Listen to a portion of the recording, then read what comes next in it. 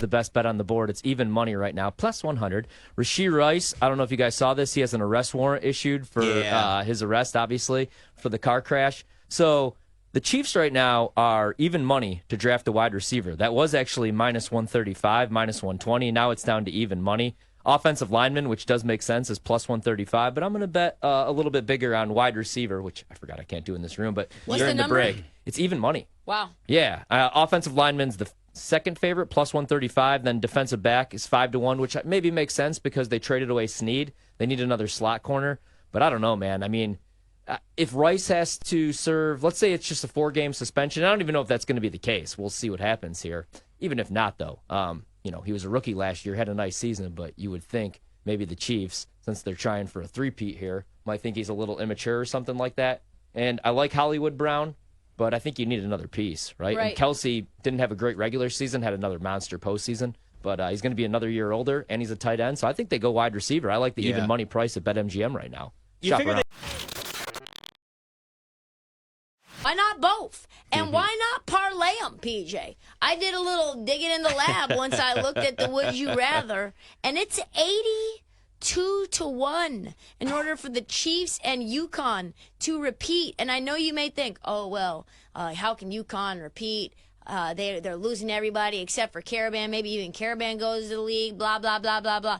I do not care because the pieces, when it comes to Dan Hurley, matter a lot less than they do to any other coach and any other system. You see the way that they rock, and you can kind of plug and play guys in there. And I trust Dan Hurley to have a staple, an entire roster of guys that are going to be able to just slot in there and be able to pick up where they left off. I also think the Chiefs are going to be a lot better than they were last year. The Chiefs should have lost. Probably that was the situation where the Bills or the Ravens should have gotten them. And now, I'm sorry, that opportunity is not coming again.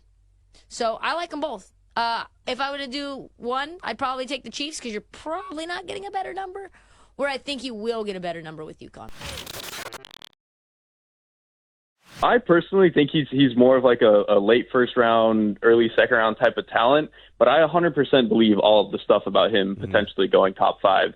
I just think like all the stuff we've heard about him in terms of like interviewing with teams and just like who he is as a person, and the story that came out today with Dane Brugler's the Beast, where he was telling other recruits at Michigan, like, don't come here if you want to party, all that jazz. Like, it seems like teams are really going to definitely buy into that part of him. And then I think with his film, you can buy into him pretty easily too, because when you get a guy who is in a relatively cushy situation and wasn't really asked to be, he wasn't really asked to carry the offense.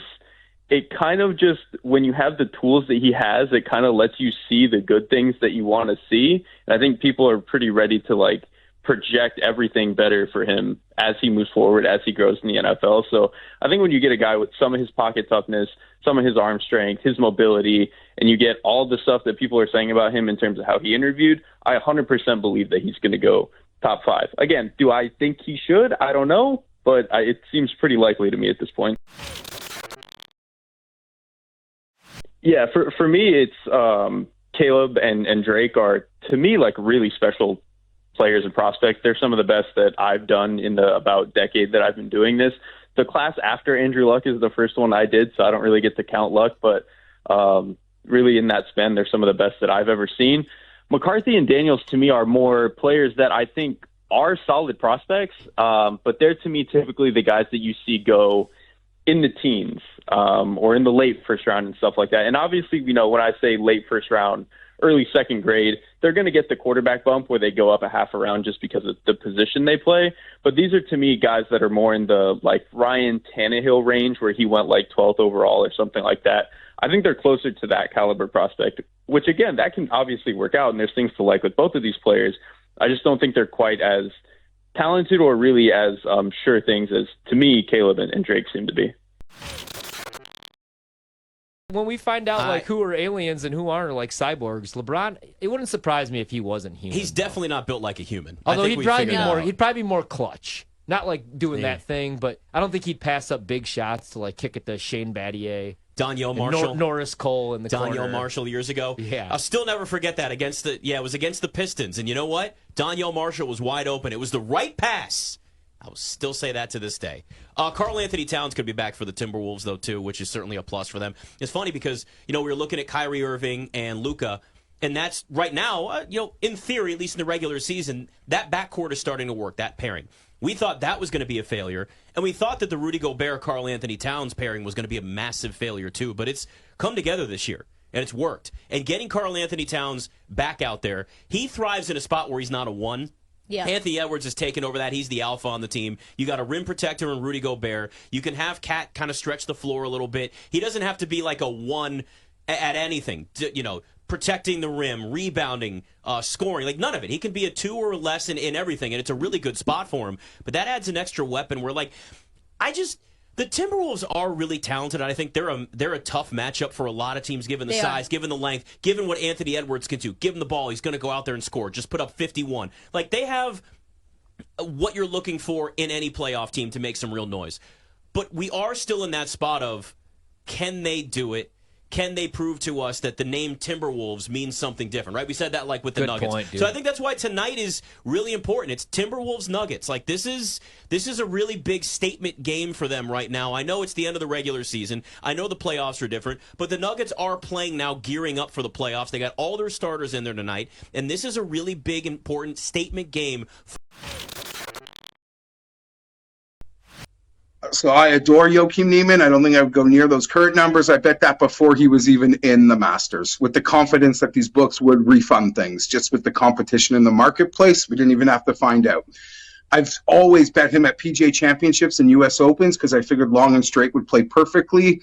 Can he do the Masters? I guess we will find out.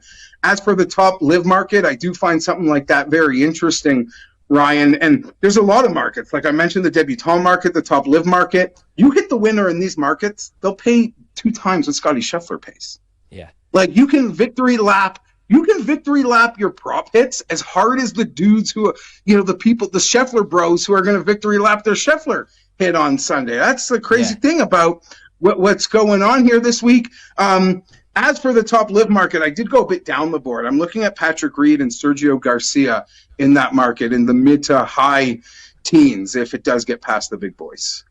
What do you think about the top debutante? Obviously, I think Wyndham's at plus 350. I saw plus 400 earlier today. That's getting bet down. But what would you do with top debutante? So I've made a couple bets in top debutante. I did swim around Akshay at the 9-1. I pivoted to. I didn't bet that though. I took him at top lefty at 2-1 instead. For top debutante, I've gone with Steven Yeager at 14-1. He is a straight flusher.